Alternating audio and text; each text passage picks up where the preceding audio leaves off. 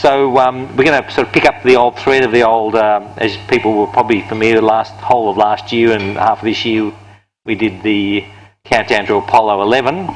Obviously that took place already, so we're just doing a one little, need to update that logo, one little presentation on Apollo 12, which was obviously this month, 50 years ago, can you believe it? So we'll whiz through this. So this is the patch, and someone did this the other day, which I thought was quite nice. Bit of an update there. Pete, Dick and Al. So just a couple of items on the schedule, what was happening. June the 23rd, Intrepid, the lunar module for Apollo 12, was being moved to the integration work stand. June 25th, the support crew member Jerry Carr, who flew later on Skylab, Alan Bean watching Pete Conrad checking.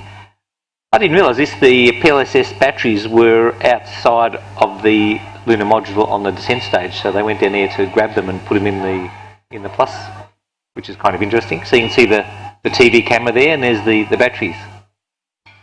So how about that? So they would have had done one EVA to go and get the batteries for the second EVA, I assume. Pretty sensible, I suppose. Little things you learn, eh? This is a picture of Pete and Al examining the passive seismometer, and rock box behind there. June 30, the command service module atop the adapter being driven to the VAB. August 2nd, they were doing their landing training at the Langley Research Centre. September, I didn't get a date on this one, so I'm not sure the date. Please see me later, but Pete and Al were practicing in the flight crew training building, hand tool carrier, which they had on the left-hand side there. And then we had the rollout on September 8 of the vehicle to the pad.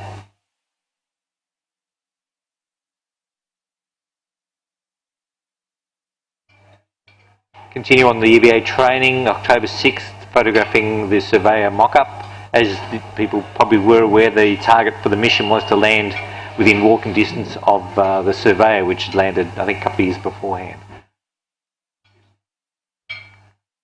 October 22nd, Richard Gordon in the command module simulator. All his heavy camera gear. Pete and Al in the lunar module training.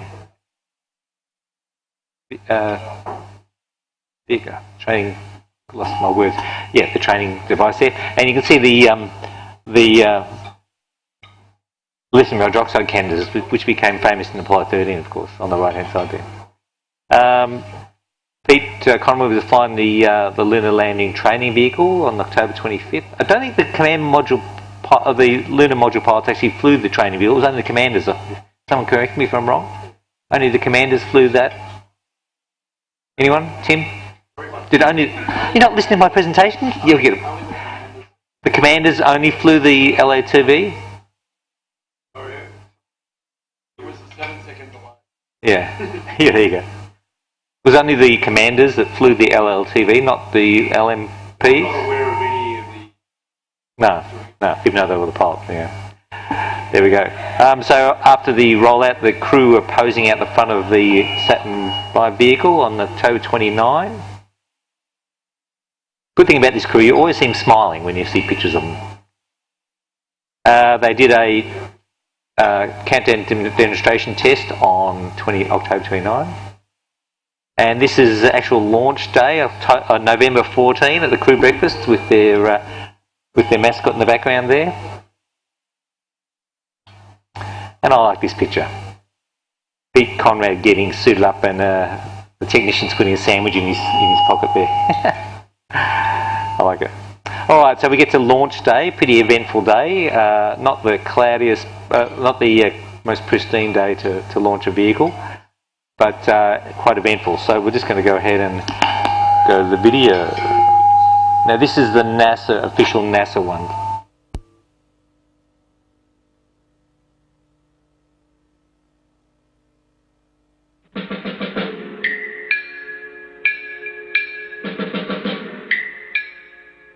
April 19th, 1967, Surveyor 3 landed on the moon in a crater of Oceanus Procellarum, the ocean of storms. With Surveyor's electronic eye, we view the lunar surface. With its mechanical arm, we dug a small, shallow trench in the lunar soil. Now, on November 14, 1969, 31 months after Surveyor's landing, men were leaving the Earth to land on the ocean of storms. Charles Pete Conrad, Richard Gordon, Alan Bean, the crew of Apollo 12, the second manned landing on the face of the moon. Their target? The site of Surveyor 3.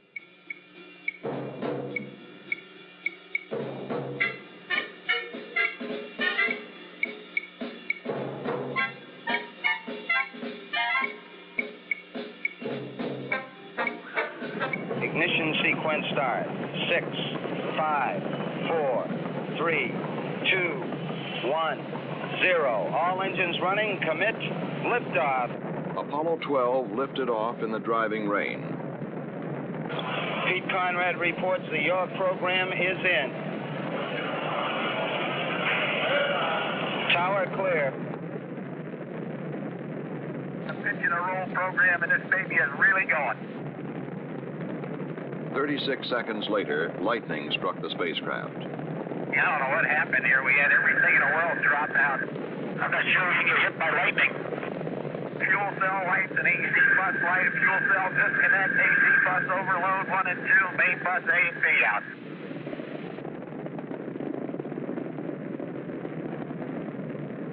Okay, we're all organized again, John. We've had a couple of cardiac arrests down here, too, Pete. Hey, I'll tell you one thing. It's a first-class ride, Houston. You got a go orbit. You're looking good. In space and on Earth, they checked out the systems to be sure that the lightning had caused no damage that would endanger the mission. The time for commitment neared. The burn to send Apollo 12 to the moon. Translunar injection, TLI. Apollo 12, Houston. The good word is your go for TLI. Whoopie-doo, we're ready. We didn't expect anything else. We didn't train for anything else, Pete. You better believe it. We have data and thrust is go. Burn looks good. With engine cut off, Apollo 12 was on its way to the moon. Now they turned around to dock with the lunar module and pull it free of the now useless booster. We got a hard dock, Houston. She looks good. The next burn would place Apollo 12 on a new path to the moon. Previous missions had followed a trajectory that would allow them to loop around the moon and, with no further burns, return to Earth. But Apollo 12, in order to land at the proper site with the proper lighting, would break out of the free return path. Should a failure occur, a burn of the service or lunar module engine would be needed to get them home. 7, 6, 5, landing 99, throw, 2, 1, ignition, thrust, ball valve. Okay, other ball valve. 3, 4, 5, 6, very good. Now they settle down to the routine of the outward flight. We're trying all these things that we didn't have in Gemini, like toothpaste and shaving, and we're really having a ball up here. Roger. All dressed up and no place to go. Oh, we're going someplace. We can see it getting bigger and bigger all the time. Then, on November 17th, they prepared for orbit around the moon. Our motion to the left is not as apparent as our motion towards the moon, and therefore we have the decided impression that we're going right into the center of that baby right now. Okay, Houston, we're maneuvering to the burn attitude. Roger, we copied that 12. We're beginning to go into darkness at this time. Roger, 12. Matter of fact, we're there. Hello, 12, Houston, you're go for LOI. Roger, Houston, go for LOI. Burn checklist is complete to -6 minutes, and we're holding a dead point. LOI, lunar orbit insertion. The burn of the spacecraft rocket engine that would place Apollo 12 into orbit around the moon. With this burn occurring behind the moon, there would be no communications with the spacecraft until it came over the lunar horizon. The command module, Yankee Clipper, the lunar module, Intrepid. Apollo 12, Houston. Hello, Houston. Yankee Clipper with Intrepid in tow has arrived on time. I guess like everybody else that just arrived, all three of us are plastered to the windows looking.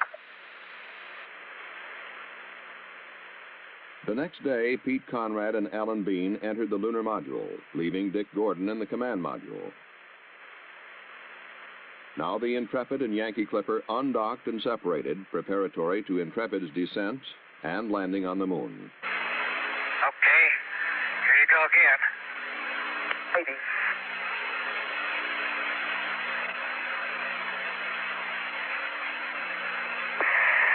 Back off, Dick. There he goes. Hey, Houston, the sim running pretty smooth today. Affirmative, Pete. As with the orbit insertion burn, the burn to begin descent was made behind the moon. Mission Control again contacted Intrepid as it came over the horizon. Intrepid, Houston, how do you read? Hello, Houston Intrepid. Roger, we read you loud and clear. We had a great DOI burn. And we just watched the first Earthrise, which was fantastic. The Surveyor 3 target was located in the middle of 5 craters arranged like a snowman. The upper crater, called Head Crater, the body, called Surveyor Crater. Surveyor 3 is located in this crater. The object, to land as close as possible to Surveyor Crater. Then at 50,000 feet, Intrepid's engine fired and began the landing sequence. Okay, we're out of 19,000 feet. I got some kind of a horizon out there. I got some craters too, but I don't know where I am yet. Okay. And a Viper P-64. Okay. I'm trying to cheat and look out there. I think I see my crater. Hey, baby. I'm not sure. Coming through 7. What's that? P-64, Pete. P-64. Hey, there it is. There it is. Son of a gun, right down the middle of the road. Outstanding. 42 degrees, Pete. Hey, it's starting right from the center of the crater. Look out there. I can't believe it. Amazing. Fantastic. 42 degrees, babe. Just keep talking. Slide it in. Coming down at about 99 feet a second. You're looking good. Intrepid, Houston, go for landing. Over 1. Roger, okay, Roger. 40 degrees, LPD, Pete. 40 That's degrees. So fantastic, I can't believe it. You're at 2,000 feet. Boys on the ground do okay. 1,800 feet up, 39 degrees. 38 degrees, 36 degrees. You're 1,200 feet, Pete. Okay, 1,000 feet coming down at 30. Looks good out there, babe. Looks good. 32 degrees. You're at 800 feet. 33 degrees. 600 feet. Hey, look at that crater right where it's supposed to be. Hey, you're beautiful. 240 coming down at 5. Hey, you're really maneuvering around. Yeah. Come on down, Pete. Okay. 10% fuel. 200 feet. Coming down at 3. Need to come on down. Okay. 180 feet. 9%. You're looking good. Gonna get some dust before long. 96 feet coming down at 6. Slow down the descent rate. 80 feet coming down at 4. You're looking good. 50 feet coming down. Watch for the dust. 40 coming down at 2. Looking good. Watch the dust. Coming down at 2 feet. You got plenty of gas. Plenty of gas, dude. Hang in there. 30 seconds. 18 feet coming down at 2. He's got it made. Come on in there. 24 feet. Contact light. Roger, copy contact. Pro. Yeah, pro. Okay. Storm off. Okay. I'll cycle these valves. You got your engine command override off. Yep. The good thing we leveled off high. Yeah. And came down because I sure couldn't see what was underneath us once I got into that dust. It's a nice place to land. Look at those boulders out there on the horizon, Pete. Gee, my Nick. As Conrad and Bean began preparations for their first trip of exploration, men on Earth began their attempts to fix their exact landing site. They were aided by Dick Gordon, orbiting in Yankee Clipper. I have him tripping.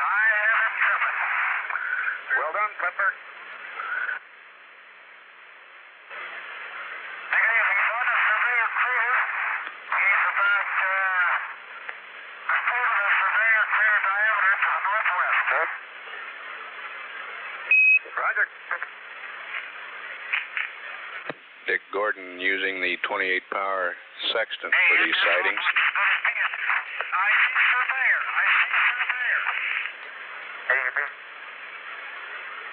Roger, Clipper. Good eyeball. Well done. A major goal of Apollo 12 had been accomplished. For before men can engage in meaningful lunar exploration, they must be able to select a precise site and get there. But now it was time to exit the Intrepid and begin the exploration and experiments. Conrad climbed out first.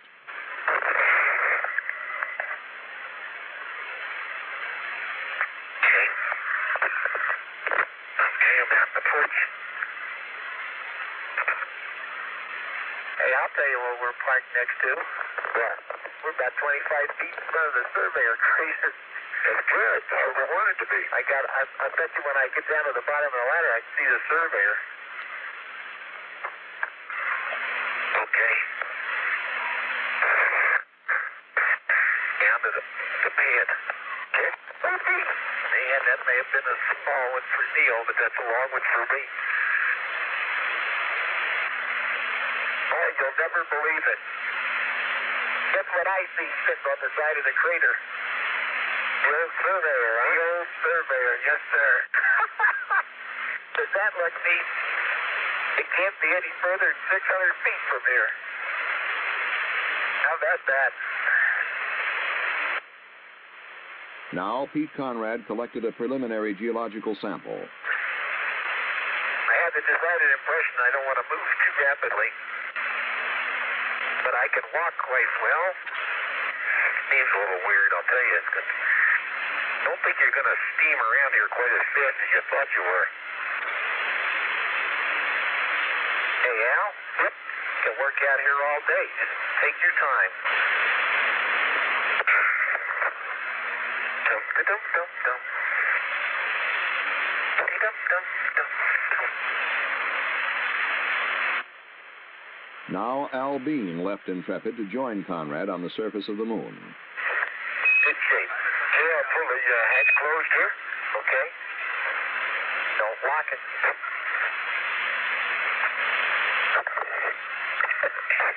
And if I'd have landed 20 feet behind where I landed, we'd have landed right smack in that crater. Inadvertently, the television camera was pointed directly at the sun, causing the tube to burn out, the only unsuccessful aspect of the entire mission. Houston. Pete, go ahead. Okay. Yeah, we have the flag up. Like I said, I hope everybody down there is as proud of it as we are to put it up. That's affirmative, Pete, and we're proud of what you're doing. They prepared an experiments package to be left on the moon, an automated scientific station called ALSEP that would send information to Earth for a year, powered by a nuclear electric generator. Okay. And we'll offload the ALSEP, I guess. No. We ought to be able to move out with this thing. They moved to the site selected to set up the station. Hey, there's another one of those mounds over there. Where? Hey, you're right. What do you suppose they are? I don't know. It looks like a small volcano. They put together the experiment station. How far do you estimate we're from the lamp? 600 feet? 700 feet?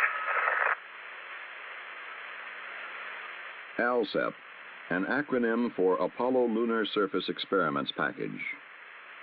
Piece by piece, they assemble the station. Okay. I got the solar wind deployed here. The solar wind experiment, to measure atomic particles thrown off by the sun as they strike the moon. A device to measure the moon's tenuous atmosphere. A magnetometer to measure the lunar magnetic field, which would later be found to be 10 to 20 times stronger than many scientists had expected. A seismometer to measure physical properties of the crust and interior. And the data station to collect the experimental measurements and transmit them to Earth. With ALSEP deployed, Conrad and Bean began collecting geological samples. There's a rock. Look at that. Son of a gun. They gotta have that. They drove a core tube into the surface to collect soil from various depths. Okay, I'm core tubing it right now. Kill. Auger it a bit and then pound it. But now it's full length. We show you're 3 hours and 7 minutes into it, into the EVA. And we'd like you back to the LEM to start the closeout in 10 minutes. That's at 3 + 1 7. Had to smoke to get back to that LEM. We're a long way.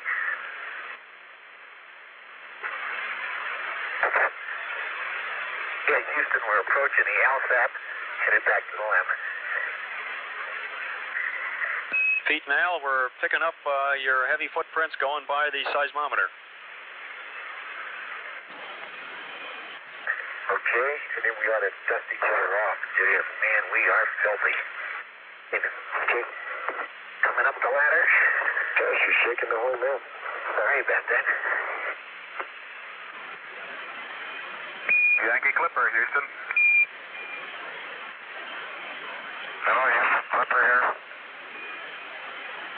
Clipper, you were sort of the forgotten man for a little while. We're all eyes are on you now. We're with you. As Dick Gordon circled the moon, Pete Conrad and Al Bean rested for their next expedition. Their total time on the lunar surface had been just under 4 hours. 12.5 hours later, they went out again. Whoops, wrong step. Okay, Houston. Roger. Copy, Pete. Before they began their geological expedition to the surrounding craters and to Surveyor, they worked around the lunar module, getting ready the tools and containers they would need. We're putting the parts bag on Pete right now, Houston. Roger, we copy that. I wonder what happened since yesterday. I don't know. I think everybody learns a little. Okay. As Bean readied the equipment, Conrad went out to the ALSEP station to check an instrument about which the Earth-based scientists had shown some concern. I'll loop off to the ALSEP and check the size. I'll meet you at point 1 at head crater. Houston, Pete's on his way to the ALSEP. After Conrad checked the ALSEP experiments, they began the geological traverse, during which they would cover about a mile and take samples from 6 craters. You're going to get a big surprise when you look into this head crater, Al. It's a heck of a lot deeper than it looked, eh? There you go. That's a good rock. Hey, look at the pits in it, too. That's just going to be a good rock, Houston. Okay, Houston, I'm coming up on Bench Crater right now. Boy, there's some big fragments out here. Pictures. What a fantastic sight. Al, look at the bottom of that crater. Here's some good rock samples right here. Come on. Why don't we stop here and look at the chart a little bit more closely? Man, does that LEM look small back there?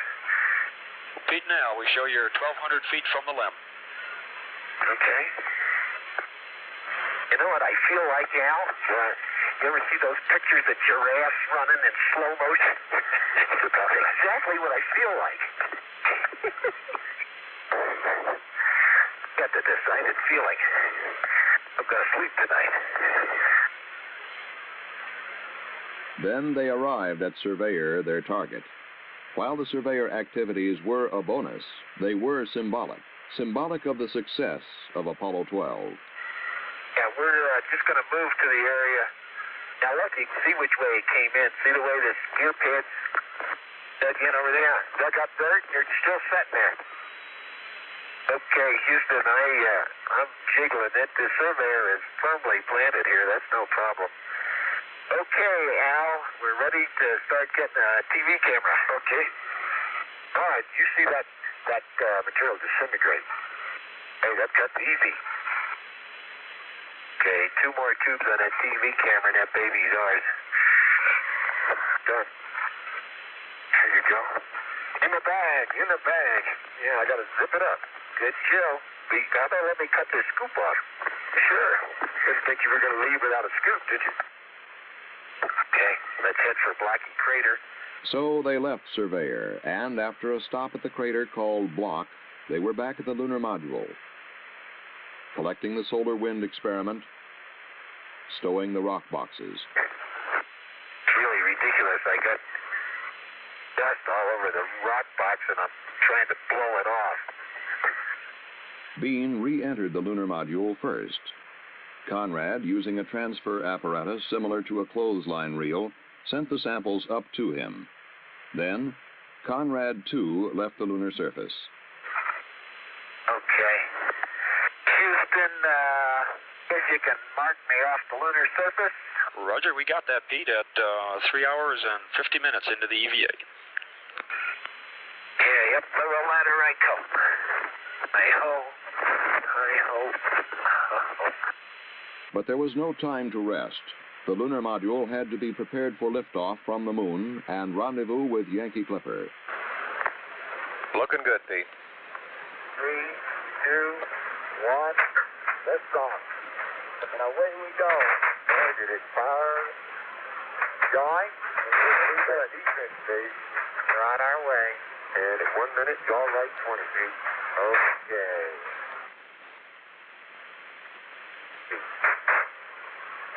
Good jump. Everything looks good, Pete. Sure does. So they rose to their rendezvous, and from Dick Gordon and Yankee Clipper, Well, you sure look strange down there amongst all the sand dunes. All right. At a half a mile, 19 feet a second. You're looking better all the time, Yankee.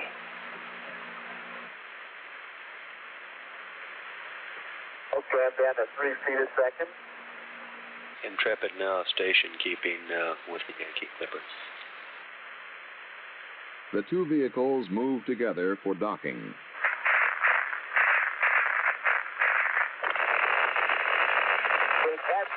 Capture. Okay. Steady as a rock. And you're all free, boy.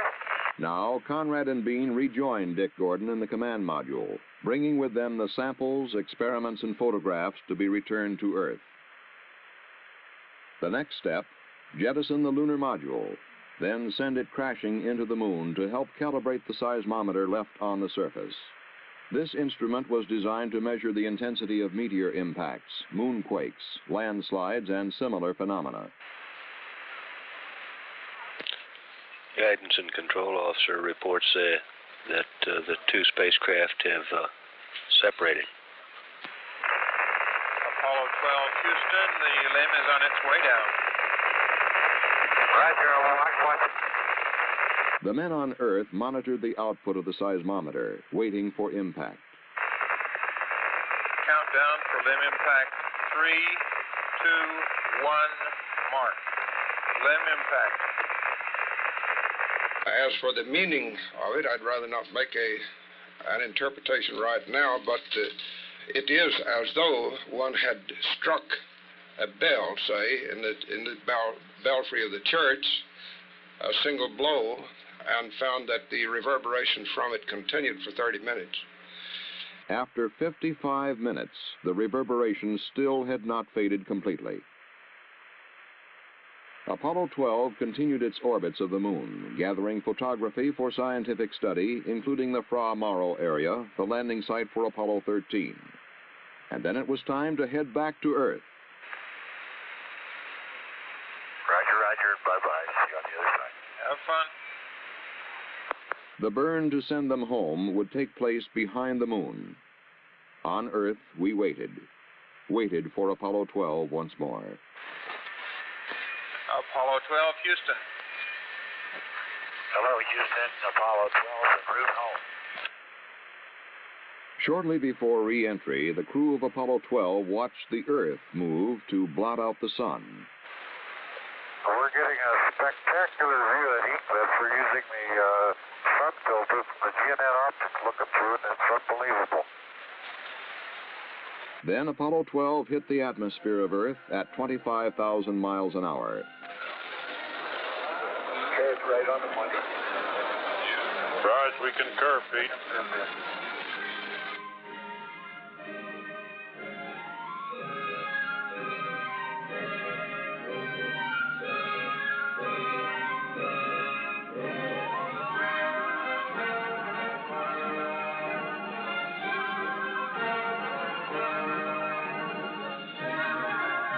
But the log of Apollo 12 does not end with splashdown. It only begins. And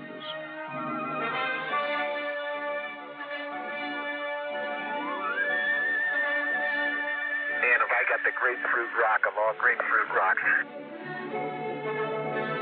Hey, I'm looking at a rock that has all crystals in it. And on the moon, an experimental station called ALSEP sends back its data. Each experiment representing a milestone in our knowledge of the moon. The lunar ionosphere, alias side, has been turned on, and I'm very happy to say is functioning perfectly. The solar wind spectrometer has been functioning, of course, since they also have been turned on. The seismic experiment, as has been reported, is functioning in all respects properly. I think it will represent a major discovery of completely unanticipated about the moon. We're going to have to throw the book away and begin over again, which seems to be the case for the moon in general. Apollo 12 was a milestone in manned extraterrestrial exploration. It achieved its pinpoint landing, as close as possible to its selected target, marked by Surveyor. It set a pace and a pattern of scientific exploration that future missions will not only follow, but will go beyond.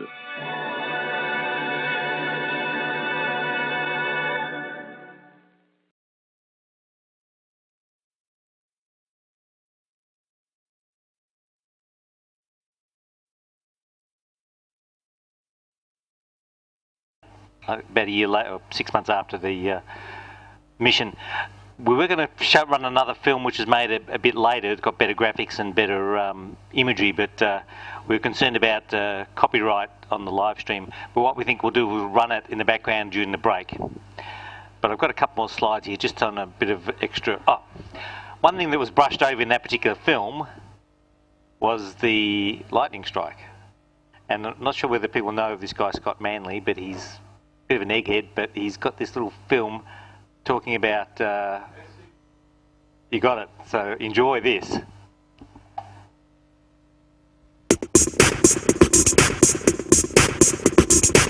Hello, it's Scott Manley here. If there were a greatest hits of Mission Control, then the words set SCE to Oct would surely make the cut. A gutsy call by EECOM John Aaron. He basically showed the world what it was to be a steely-eyed missile man.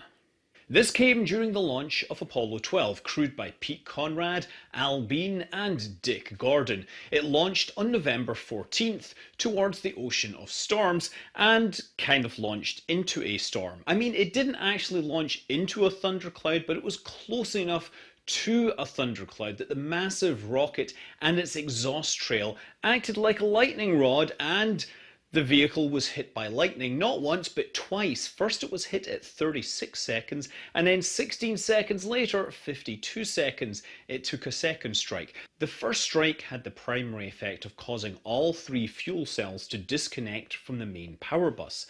Now the solid state sensors would disconnect these to protect them, And what they saw was that the voltage was rising really rapidly, and I think the threshold was 500 volts per millisecond. So while it never reached like 200 volts, it rose fast enough that these three solid-state sensors dropped the fuel cells off the bus, and that left batteries powering everything. Now, the command module came with three batteries, A, B, and C, but only battery A and B are connected during launch. Battery C is kept disconnected intentionally because they would need that to have in reserve for re-entry and landing. The switchover from the fuel cells to the battery was a rough affair. Voltage on the DC bus dropped from the designed 28 volts all the way down to 18 volts before it recovered to 24. But this large drop caused a number of electrical devices to basically stop working, put themselves into safe mode, and it caused warning lights of all sorts. In fact, you can hear them reading off the warning lights. I got 3 fuel cell lights, an AC bus light, a fuel cell disconnect, AC bus overload, 1 and 2, main bus A and B out. The second strike apparently managed to set a number of data lines going into the computer into a state where the computer thought that it needed to realign the inertial guidance platform really quickly. And so what happened was the inertial guidance platform, or rather the artificial horizon that they saw, just started spinning out of control. So the crew were starting to get worried. They saw the thing was spinning, and they thought maybe the capsule was tumbling off the rocket or something, but then they realized that actually everything felt just fine. I mean, just fine for sitting on top of a 3,000-ton rocket. And indeed, through all of this, the rocket kept flying because all of this drama was really happening in the command module hardware, while the hardware that was controlling the rocket was in the rocket itself. It was the launch vehicle digital computer in the third stage of the Saturn V. This was a completely different computer built by IBM that was unrelated to the Apollo guidance computer in the command module. So while the rocket was still flying a solid course, Mission Control was trying to debug the problem, and they couldn't really do much because the telemetry they were getting back from the spacecraft was complete garbage. The numbers were all over the place. It didn't make any sense to them. So, with obvious power problems happening and communications issues, the call went out from the flight director saying, EECOM, what do you say? So EECOM is the Electrical, Environmental and Consumables Manager, and that seat was John Aaron, who wasn't getting any more useful telemetry information than anyone else, but the garbled data reminded him of a situation he'd seen before. It stirred somewhere in his memory, and the suggestion that he came forth with was, try setting SCE to aux. Now, SCE to aux, that's a switch that sits at the bottom of the right-hand panel, electrical panel. It has three states. It has normal, off, and auxiliary. SCE stands for Signal Conditioning Equipment, and this was a box of electronics which was responsible for reading data from a multitude of sensors all over the spacecraft, and sometimes polling those sensors. It would then take all this and convert all those voltages, which could be all over the place, into 0 to 5 volt ranges so that they could then processed and packaged up into nice telemetry packets that could be read by ground control.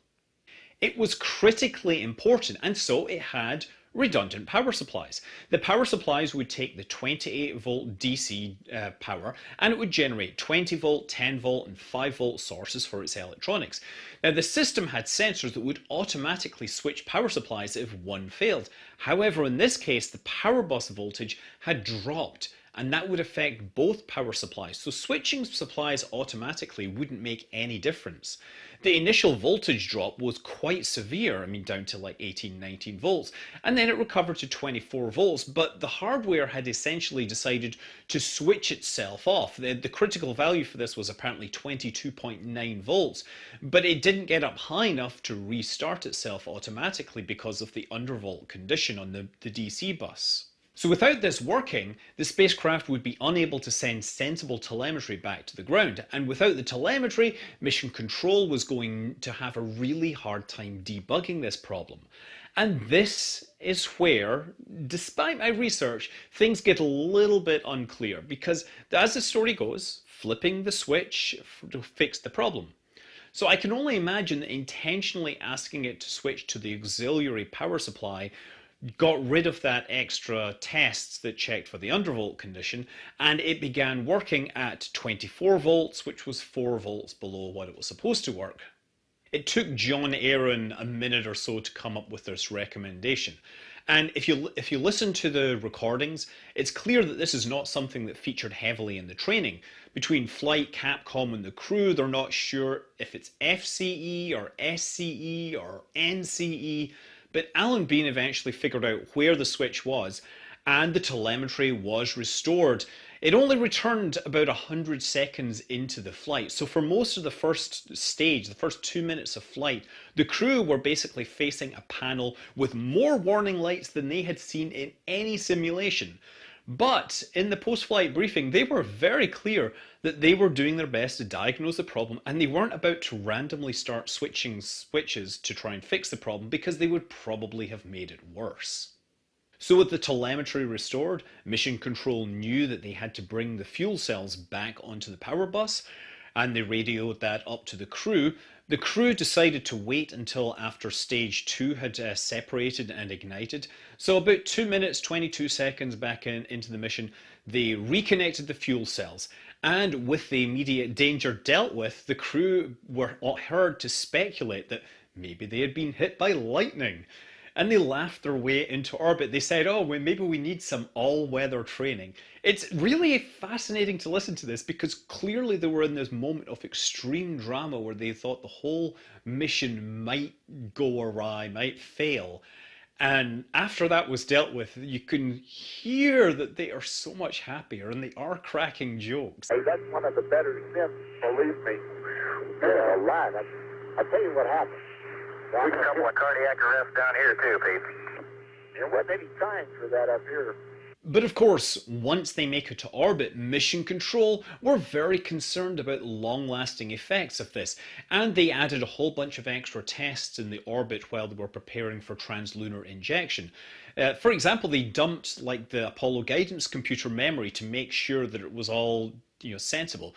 Since they'd lost the orientation on the inertial guidance platform, they had to realign that multiple times, because of course you'd perform an alignment and then you wait a bit and then you do another alignment, and that is your drift, and then you do another alignment, just checks. And this actually was really hard for them, because they were in low Earth orbit, they had a bright planet there, and they were trying to look at stars, so dark adaptation was a real problem for them to find good stars. But yeah, they got that all aligned, and then of course they put the SCE switch back into the normal position, because that was the position it was supposed to be in. And from there, yeah, the rest of the mission proceeded pretty much without any trouble. Well, without any other troubles that were related to this. I mean, it's often stated that the spacecraft escaped this uninjured, but truthfully, there were things that were broken. There were 5 temperature sensors over the 4 on the surface and 1 on an instrument. Those were broken. There were pressure sensors in the reaction control thruster fuel tanks. Those were gone. Now, that complicated things, but they had other mechanisms to get the data that these sensors would supply. And the Saturn V's launch vehicle guidance digital computer, it also showed some transient effects. While it was delivering telemetry via separate channels, it also showed dropouts and bizarre numbers. And also one of the accelerometers, they had 2 accelerometers, and they found that those had got way out of sync. They'd got out of sync by 9 pulses, and they were only supposed to be out of sync by 2. So the guidance computer then tries to fix the problem, and what it does is it picks the value which is closest to what it had predicted, and then reset the other one. So the LVDC worked as advertised.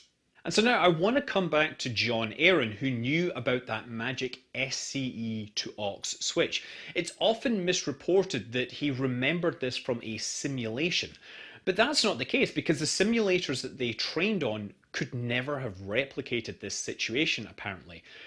But he was on the shift in Mission Control when there was another team doing some tests on a command module capsule, right? And He himself, in his oral history interview, describes this particular group as not all that. They weren't the A-team. They'd gotten themselves into a situation where they'd managed to drop all the power from the command module and they were running on batteries. And he saw these strange numbers coming back. And what he found curious was that they hadn't dropped to zero.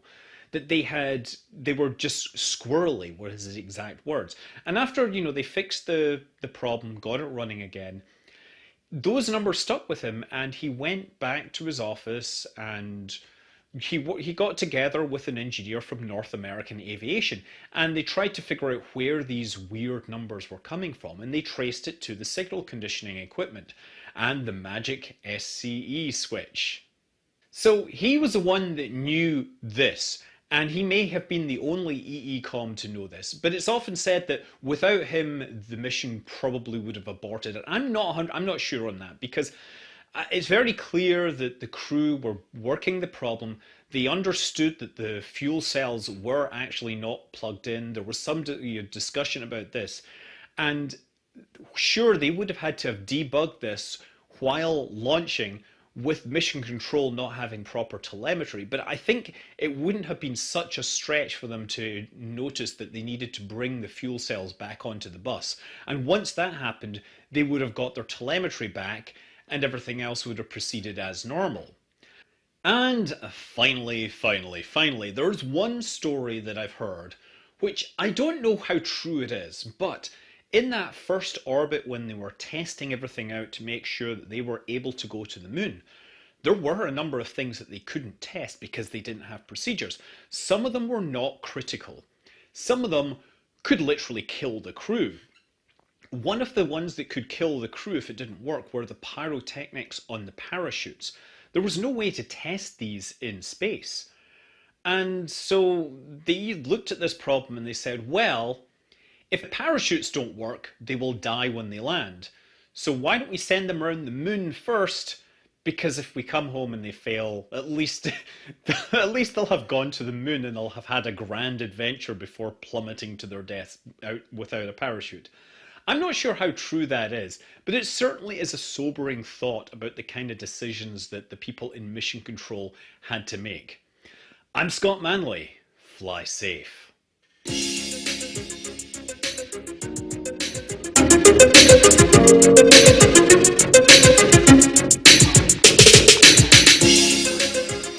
So this is on. So that's Scott Manley, and he's fantastic. He's got a YouTube channel, which I strongly urge you to subscribe to. I think he's got, it says somewhere, he's got 984,000 subscribers. So we've tried to reach out to him, but it's only from a business connection. So I think the way YouTube works and whatever, if you have a number of subscribers, you get income from it anyway. So we've sort of tried, concerned about being copyright breaching. He doesn't say anything about copyright on here, so I think, to be honest, he's quite happy to get it out there, quite happy to get more people to watch his stuff. If you go there, you'll get lost for a day. He's got some fascinating stuff, historical stuff, new stuff, and he's right on things. Like when they had that Starliner parachute thing, he had a video out within a couple of hours about what it possibly could have been. So go and have a look at Scott Manley's YouTube channel. Well, I've just got a couple more things to finish off on Apollo 12, and I think John wants to say a couple of quick words. So there's a few nice pictures here, and I thought I'd pull a couple out for you because there's a bit of a story behind them. This is Albine, and this is Pete Conrad photographing Albine. They basically both took a picture of each other standing in the same spot. Now what I want you to look at closely is down on Pete's left wrist. You probably all heard this. They had these cuff checklists. Well, Playboy on the Moon. That's Pete's cuff checklist with a Playboy bunny. Don't worry, it's been pixelated, so we won't offend anyone in the room, hopefully. So 5 of them went on Apollo 12. There were 2 checklists for each of them, and they all had various additions. So apparently it was Dave Scott that he was the backup commander, and he secretly had them done. Bit of a project because, you know, these were printed on fireproof paper. They had to go through the whole thing. So in order to be able to get it done was pretty good bit of work, I reckon. They only noticed them when they got to the moon. And also Dick Gordon wasn't left out. He had a calendar in one of the stowage lockers up there with Dee Dee Lind, who's apparently now 73 years old. So anyway, you can look her up. And they had this Ernie Raines, the chief of pre-flight operations, did some cartoons in there. If you want to go off and have a look at that, you can dig into that. Andrew's got a couple of stories on this as well, I believe. And this is something that's popped up the other day. As you probably know, they had a combination of black and white and colour film. One of the colour film rolls, they had a jam and they left it on the moon accidentally, but they left it on the moon. So someone's gone off and done this, colorised some of these pictures for NASA. So I thought it was quite nice. So sadly, the crew of Apollo 12 are no longer with us. And I love this picture of Pete Conrad. So he died back in 1999. I think it was a motorbike accident. Isn't that just a classic photo? Pete with a cigarette hanging his mouth on a motorbike with a babe behind. Love it. Then we lost Dick Gordon in 2017. And then finally, more recently, we lost Alan Laverne Bean. I didn't know his middle name was Laverne. I bet you kept that quiet amongst the fighter jock group in 2018. So sadly, they are no longer with us. John, you want to have a quick word? Don't have too much time. Just a couple of things that come back to me as I see these things after 50 years. First of all, I'll just say how great those clips of Bruce Manley are. Wonderful things like that. All very well to reevaluate them in hindsight, but one of the things about how that ecom engineer was able to figure out things, because they have rehearsed, practiced, and understood those systems. They just lived and breathed them, every one of those senior engineers on the front desk, and we had to do so many simulations of what goes wrong, what could go wrong, and literally stage by stage, 2 and 3 levels down. If this remedy doesn't work in the first instance, what's the alternatives then? And which is the better of those two choices? That happened just time and time again, because we did so many CADFIS sims. As regards the main film, it just brings again to mind that after each of the missions, right through from Gemini, within about 3 to 4 weeks after each of the missions, we had at the tracking stations a substantial film like that was sent to staff, just to keep them up to date with how things have gone over altogether, and as not so much a promotion, but a stimulus to staff that things. But they were absolutely first-class film productions, all in beautiful, rich colour, well cut and edited. They ran usually about 3/4 of an hour, as I recall, to cover each of the missions. Was good. And another recollection was of the ALSEP package that they left on the surface. They'd left one initially on Apollo 11, the first landing, and it was, I think there was 5 discrete packages there. That was bread and butter for the tracking stations around the world. All 12 or 13 of the remote stations around the world. It was a relatively low data stream. I think it might have only been about 8 kilobytes a second, surprisingly, but that was pretty good in those days. And they multiplexed the different projects from the seismology of the solar wind,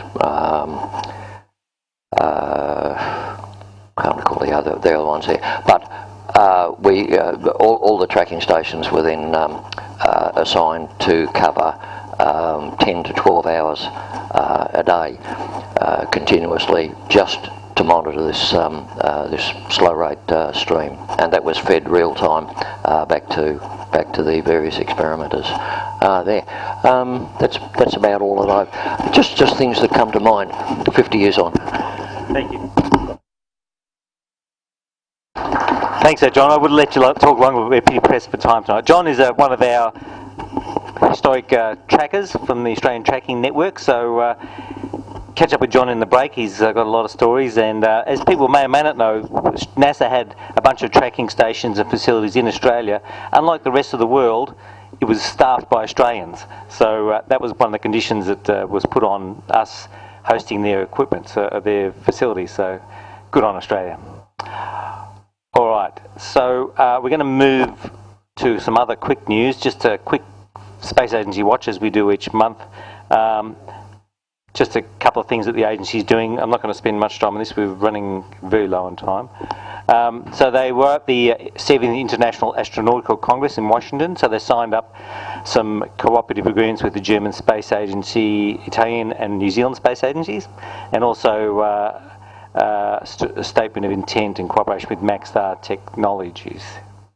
And Minister Andrews and Representative of the Australian government were there with a discussion with NASA, and a couple of them went off to Kennedy Space Centre as well. Good on them. There was also Australian Space Agency with CSIRO sponsored a first ever group on Earth Observations Week. So that was in November in Canberra. Oh, just last week before. I'm going to whiz through this because we don't have a lot of time. This is all available at the Australian Space Agency website, which is online there. I'll just whiz through that. All right. Now, this is another fascinating little segment. This guy is not James Bond. He's Professor Brian O'Brien. He's an Australian, and he's got a big involvement in Apollo. So I'll just quickly take you through these. Brian graduated at the School of Physics in Sydney, 54, and then got a PhD at 57 in Sydney. And he was the Deputy Chief Physicist at the Australian National Arctic Research Expeditions in Melbourne, and then then Associate Professor of Physics, State University in Iowa.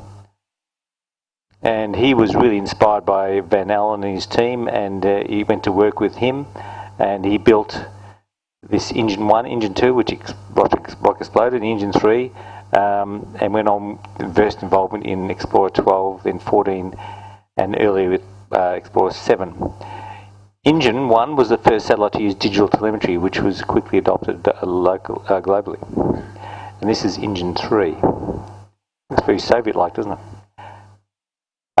He was then the visiting professor of physics at the Sydney University in 64, but then in 63 to 68 he was a professor of space science at Rice University in Texas. That's where JFK did his famous "We choose to go to the moon." He even lectured the 1964 group of astronauts in Houston, and they built and launched and analysed 9 Aurora rockets at Fort Churchill and the Aurora 1 satellite from Vandenberg in 1967. Now this is he invented this charged particle lunar environment experiment, and it was selected by NASA to be on the first of 7 experiments for LSAP. Sorry about my heavy breathing. There we go.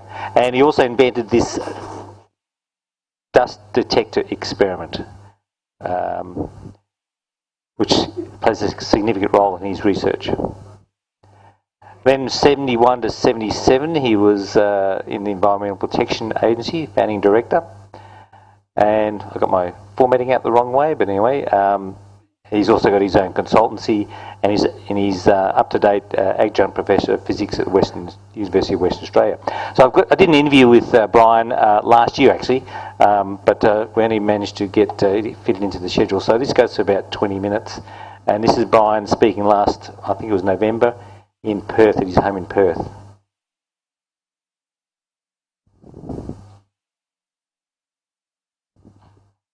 in 1957.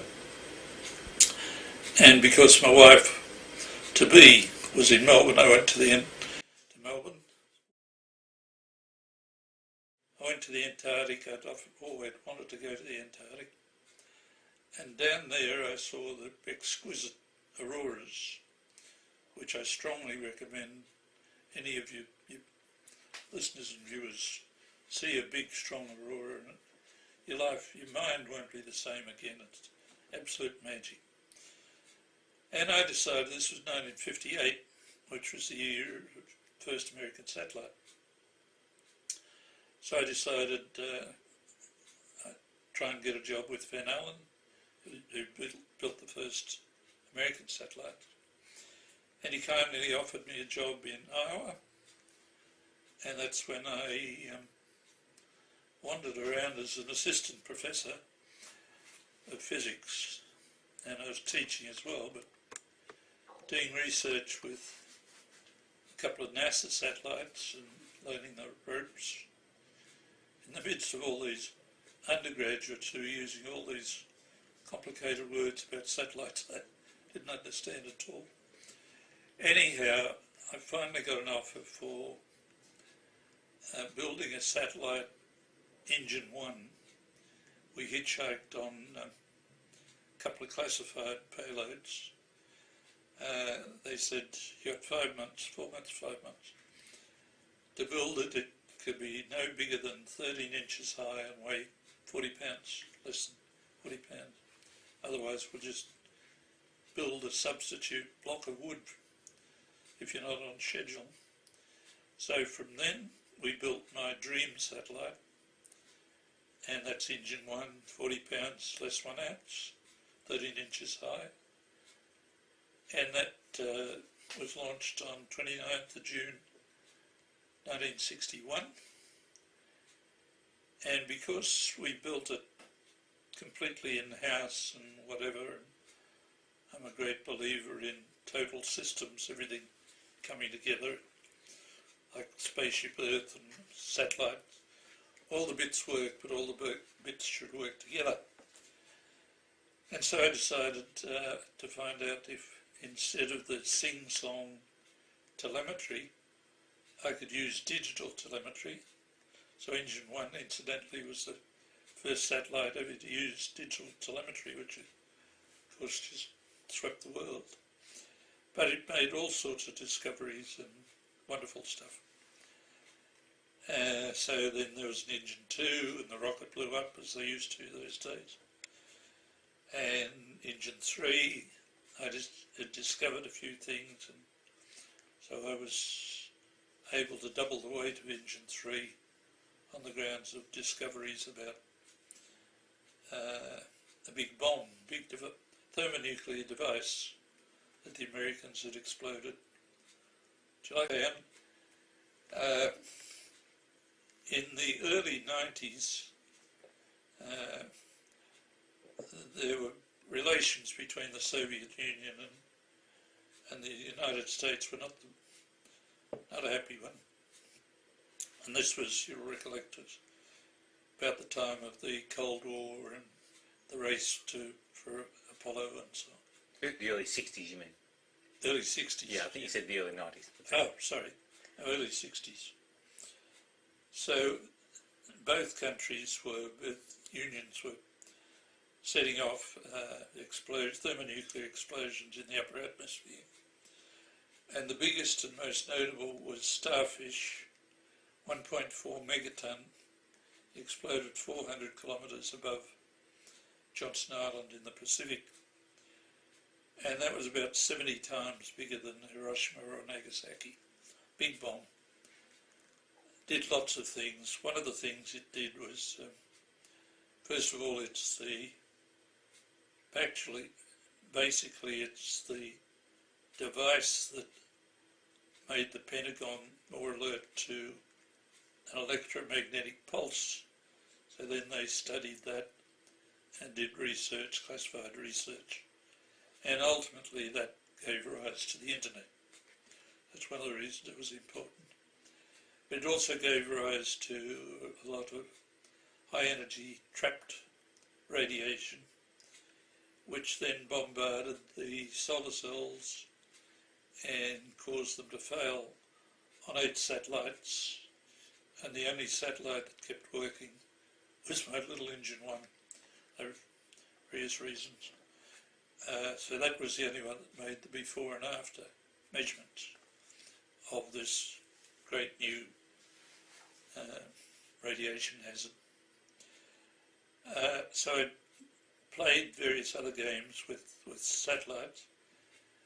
In 65, so I worked in Iowa until 1963.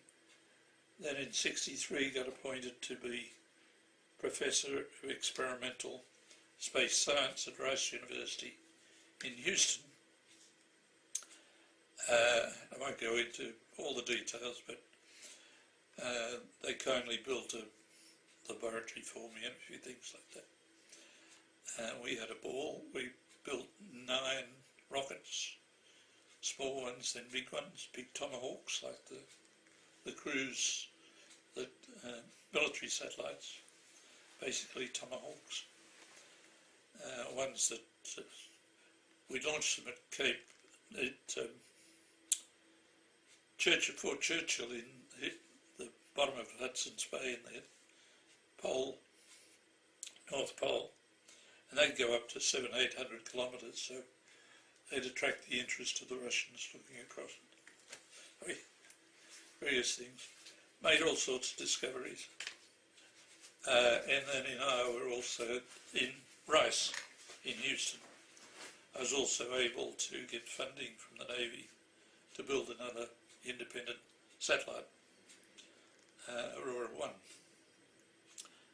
But then NASA came along with this invitation for people to make proposals for experiments to go to be part of self-supported geophysical observatories that the astronauts would deploy on the moon. So that sounded like fun, and I thought I could probably usefully measure auroral radiation in the long magnetospheric tail that would flap against the moon at times of full moon. We'd show you a photograph of that. So that was my charged particle radiation experiment, SEEPLY, and I've got a photo of that.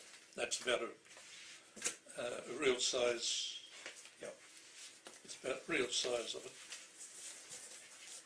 But on the 11th and 12th of January 1966, I well remember the 7 principal investigators of these experiments chosen out of 90 proposals.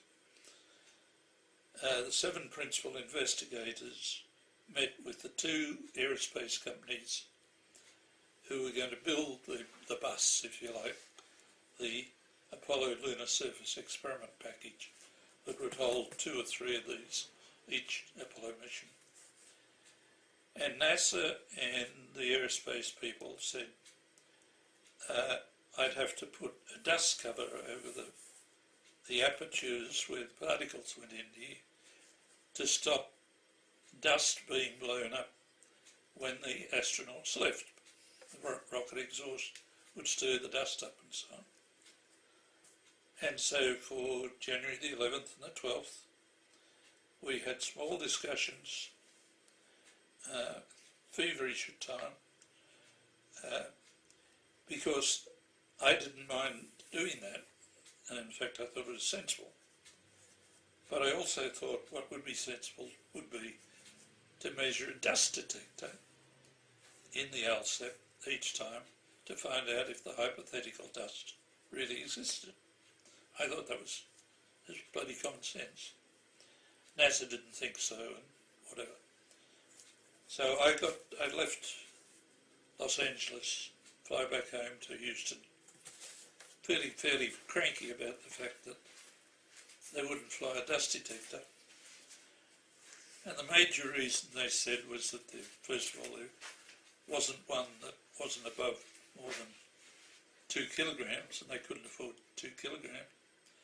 But most of all, they couldn't afford to fly one, particularly on Apollo 11, which was a critical one, because they couldn't spare the extra minute or two that Buzz Aldrin would have to spend deploying it. And it wasn't the cost, the $1 million per minute type cost. It was his time, very, very valuable time. And that is a valid point. So on the way back, I had a double scotch, I must admit, before dinner, feeling cranky, and had a bit of a doze, and somehow or other my frontal lobe invented a dust detector that would be very lightweight, turned out to be 1/4 kilogram, but most important, that he wouldn't have to deploy. I just bolt the damn thing on the nearest thing I could find that could be pointed. And that's what happened. And so little dust detector, rather like this, is about the real size, is now deployed on the moon by Apollo 11, 12, 14 and 15. And Apollo 13 had one of these and the charged particle experiment, and they're of course the bottom of the ocean now. So that's fun because I'm the only bloke that has got 2 Apollo experiments in different disciplines.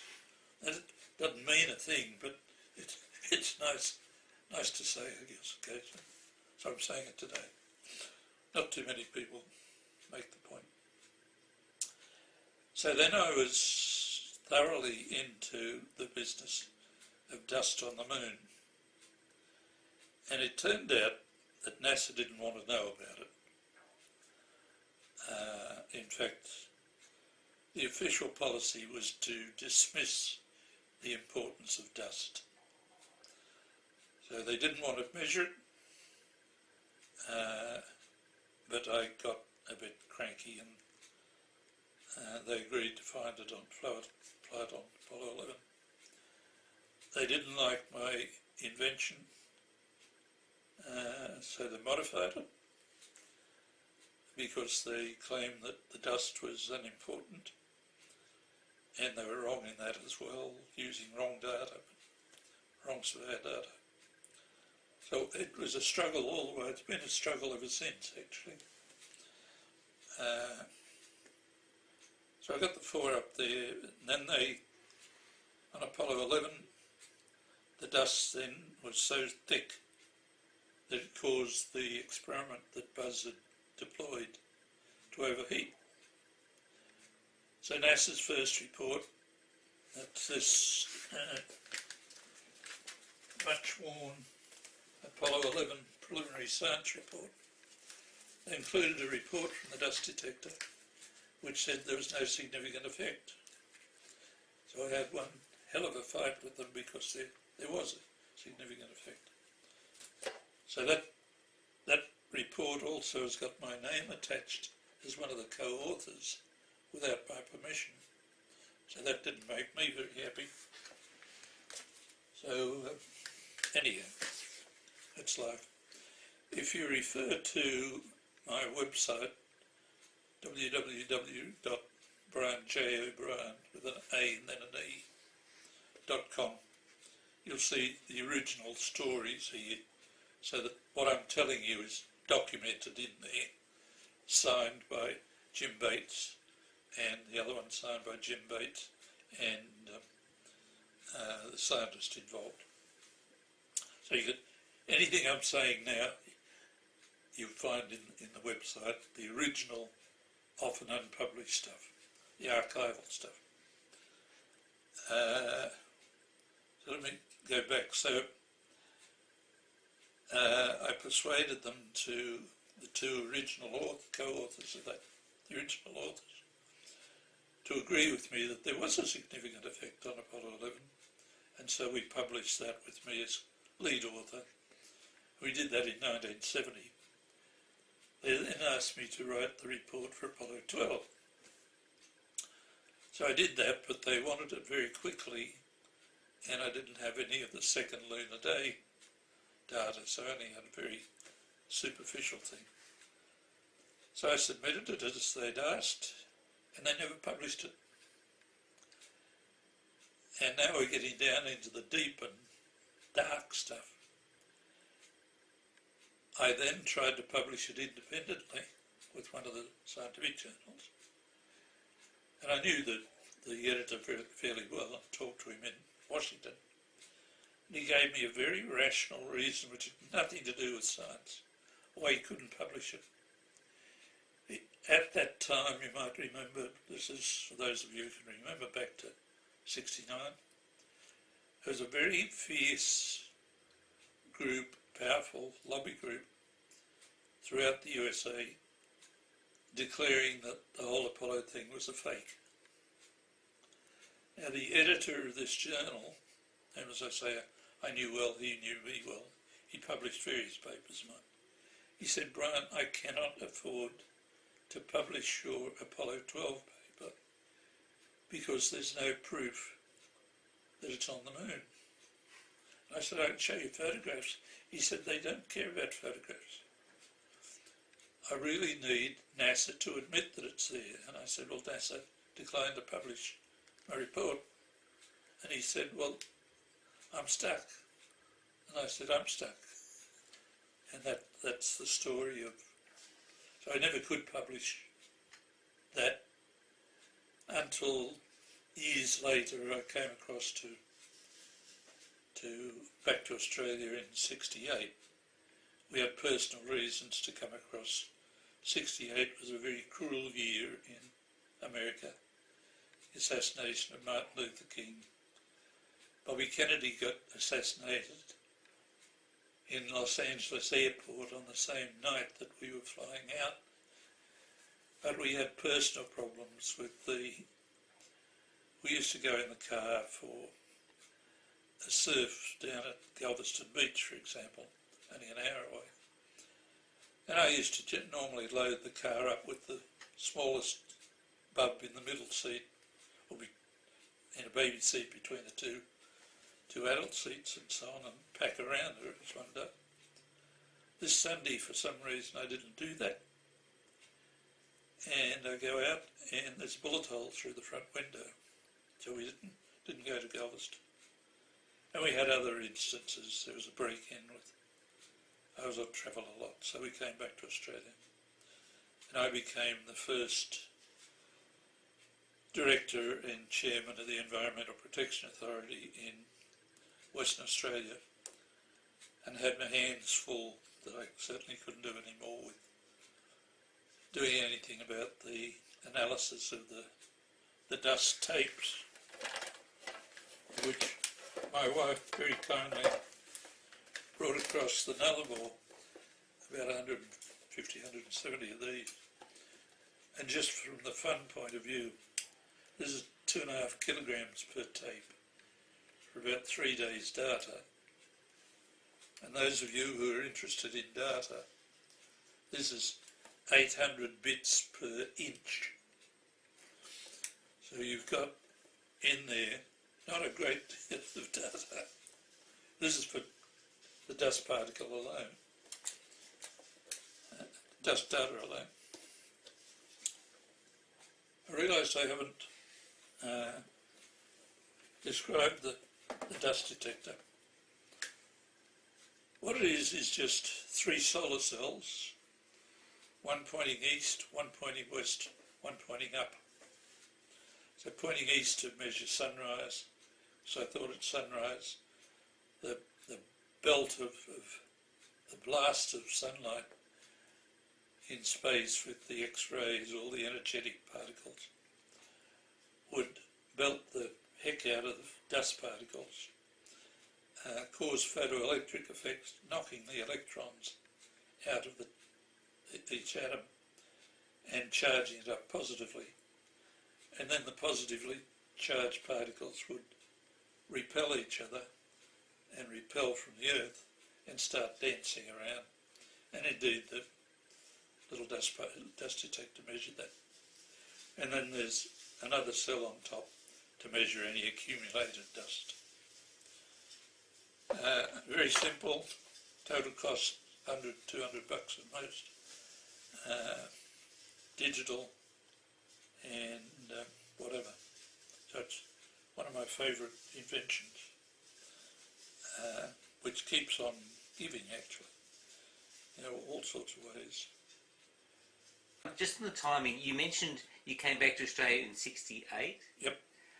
The experiments obviously flew in '69 and later on, so you were getting... I used to commute across. Oh, I see. Yeah. And I didn't go across for 11 because I knew it would be a madhouse. But I went across and was in mission control for 12 and for 13, 14. I didn't go across for 15. Did you attend any launches? Oh yeah, we go down to the launch first, then oh, wow. come back to Houston.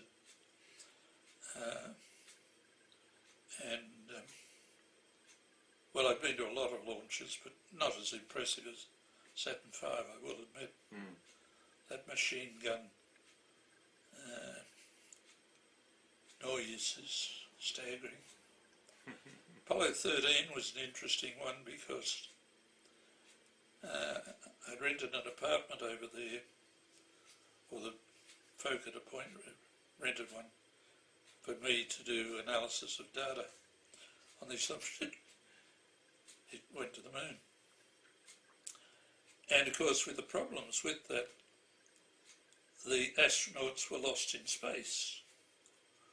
Now it so happens in my younger days, when I was 19, I was a mad keen cave explorer, and I got lost for 3 days, 79 hours actually, by myself in the dark at the East Deep Creek cave in Yarrangobilly, and without anybody else.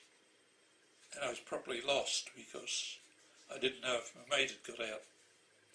And there are 2 ways to get lost. You can get lost but know that somebody knows you're lost, and you can get really lost if you don't know that anybody's likely to be looking for you or even knows where you are. I was really lost. And so of course the similarity with the Apollo 13 being lost in space really got to me for those three nights. But I couldn't talk to anybody about it. But as I walked back from the air-conditioned Manned Spacecraft Centre,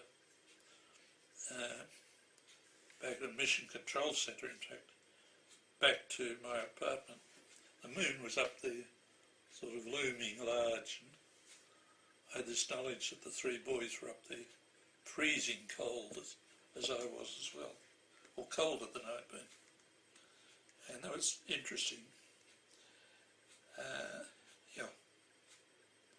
There are lots of stories about all of the stuff.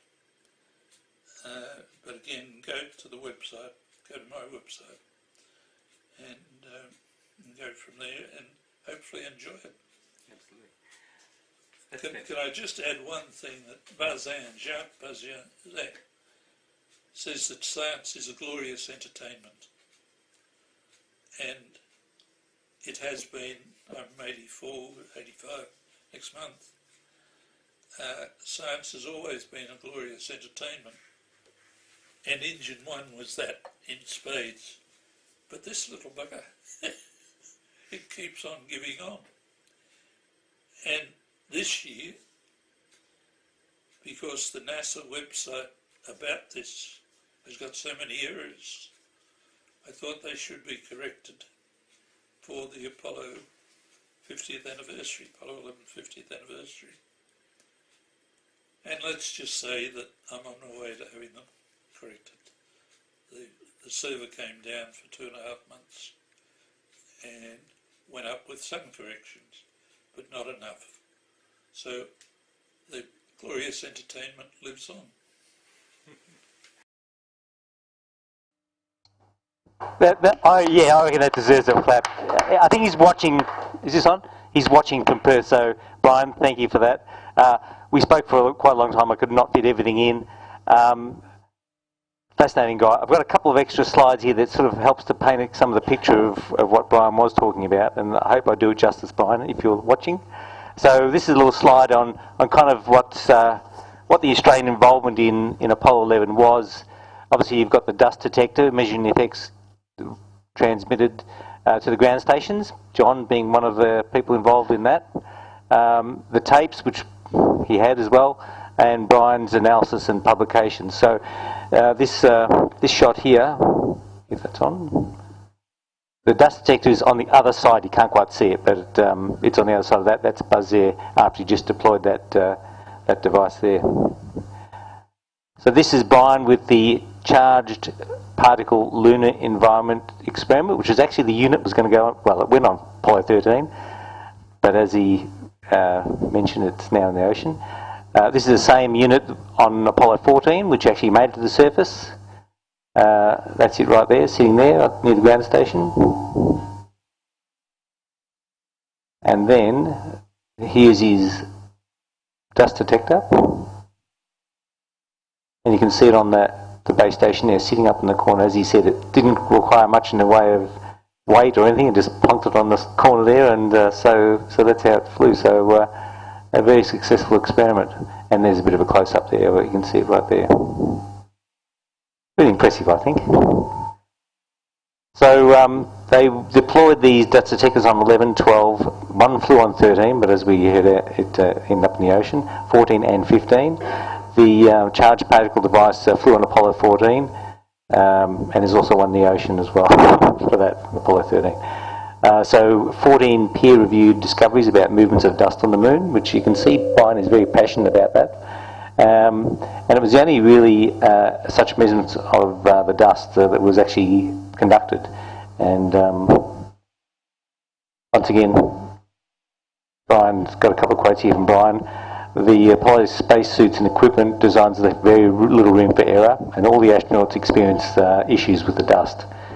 So you can see the quote there that his dust experiment, about $100, added a lot to the understanding of what they're going to be dealing with, especially when they go back. So they were deployed by Buzz, Alan, Ed, and Jim on those missions, and they were switched off in '77. So obviously Brian's conscious of the plans going back to the moon and onto Mars, and dust being a critical part of that's going to be a big consideration. Got an insect. Now this is an interesting thing. Brian believes that the U2 lunar rover failed in January was caused by the lunar dust.